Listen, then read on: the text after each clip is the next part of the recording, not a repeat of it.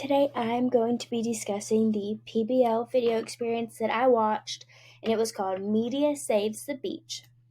This project is done in an 11th grade class and a biology class, but these classes also have the background in both biology and humanities because they are going to need to take the skills and knowledge they learn in both of these classes to be able to apply it to the project they're going to be completing.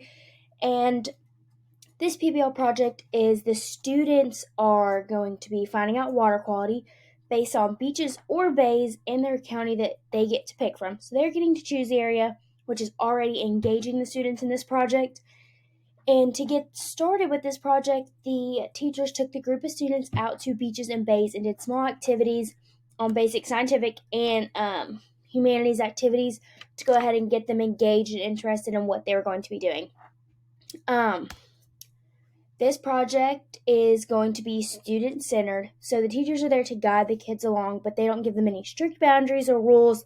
They just said, your guided question is raising awareness for the water qualities in the beaches and bays around us because the funding for water testing had been decreased and taken away, so this was how the teachers decided they were going to do this and solve a real-world scenario and keep the students interested in what was going on in their own communities.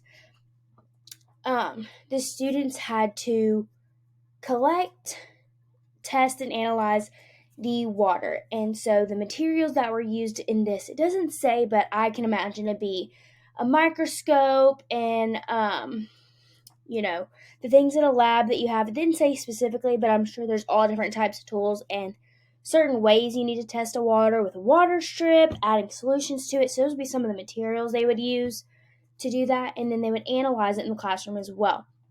And they would analyze the water over different periods of time. So they didn't just analyze it once. They kept going back and back and back and seeing maybe what time of day or when was causing the water to be better and how they can prevent the water from worsening in ways that the public can make this situation better.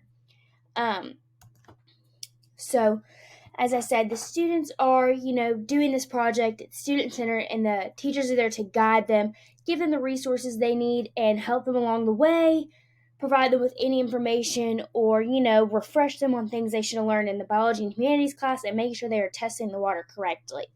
And then technology, at the end of this whole thing, the students put together a whole website where all the groups were able to put all their information, the way they presented their project, on one platform for everyone to see and keep raising awareness in their community. So, my thoughts on this lesson,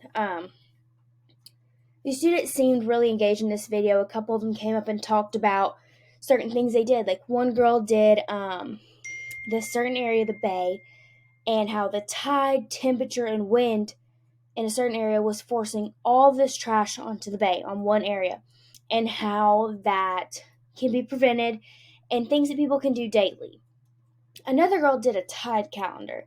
So they had all these different things they could do. And the tide calendar was each day something you could do to better the community, better the water quality, and also it came up with the tides and all this different knowledge. So they were all testing water and quality, but were able to present different topics, different ideas. They had the freedom to do that, which got them interested. They had to do research. This was student-centered, and they had the freedom to do what they want. They just had one thing they had to follow was testing water quality and raising awareness about how to make the bays and beaches healthier and cleaner. The benefits to this are it is using conceptual understanding and hands-on activity. The students are engaged and enjoying themselves. The teachers' benefits are that they are ensured that the students understand what they're doing. They are also solving a real-world problem in their community. The funding is not there anymore. The students are going to do it for free. And then what does this make me wonder?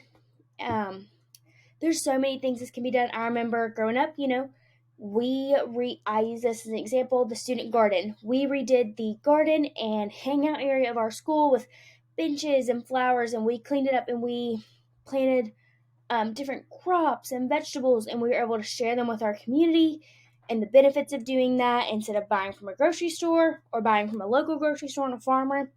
So that was my example I did because I remember doing that as a student, and I did not realize that was a was problem-based learning. So this problem-based learning is going to be very student-centered overall. It takes a lot of preparation time, but it is worth it in the end, this hands-on activity, and ensuring the students are learning and taking what they learned. Like, these students learned all these skills, all this knowledge in their humanities and biology class, and then were able to apply it to something going on in their community.